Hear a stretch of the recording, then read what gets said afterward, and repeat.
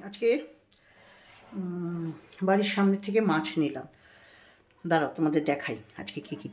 এমনি তো রান্না আমার হয়ে গেছে, দাঁড়াও সেটাও দেখাচ্ছি কী কী রান্না করলাম।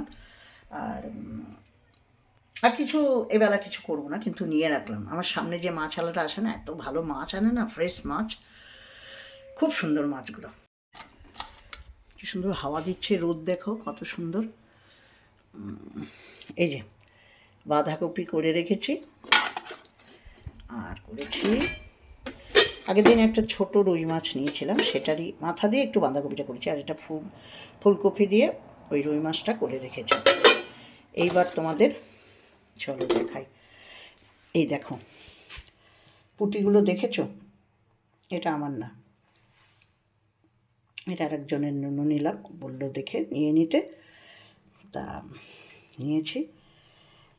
খুব ভালো নিয়েছে, 300 ওজন নিয়েছে, 150 টাকায় ছাড়িয়ে দিয়েছি। এবার ভালো করে পরিষ্কার করে নিতে হবে। আর আমার জন্য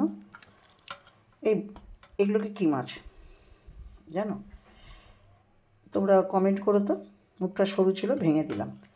আর এটা তো জানোই সবাই, ফলুই মাছ, খুব ভালো লাগে আমার। সব মিলিয়ে ঝুলিয়ে আমি নিলাম। আর কটা এই যে পুঁটি, এর মধ্যে একটা দুটো হয়তো মোরলা আছে। পুঁটিগুলো এত ভালো লাগলো দেখে, আর লোভ সামলাতে পারলাম না। তোমরা কারা কারা ফলি মাছ ভালোবাসো বা পুঁটি মাছ বলো তো? এই মাছটা তো মাংসের মতো, এটা আমার ছেলের জন্যই করেছি, ছেলে বেশি ভালোবাসে। ছেলে তো পুঁটি খাবে, পুঁটিটা খাবে, কিন্তু ফলিটা খেতে পারে না, তাই ওর জন্য নিলাম। বলে মাংসের মতো এগুলো খেতে, তাই নিলাম। আর একটা কাতলা জ্যান্ত ছিল, ধোবো এখন, ধুয়ে পরিষ্কার করে রাখবো। কাতলাটা নিয়ে রাখলাম। তেল বেরিয়েছে পরিষ্কার, এই তেলটা আমার ছেলে খুব ভালোবাসে।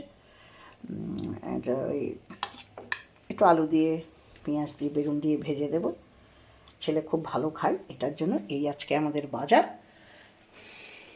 আর রান্না তো আমার এমনি হয়ে আছে, এগুলো সব ধুয়ে পরিষ্কার করে ওরটা আলাদা কোটোতে রাখবো, আর আমাদেরগুলো আলাদাভাবে রাখবো।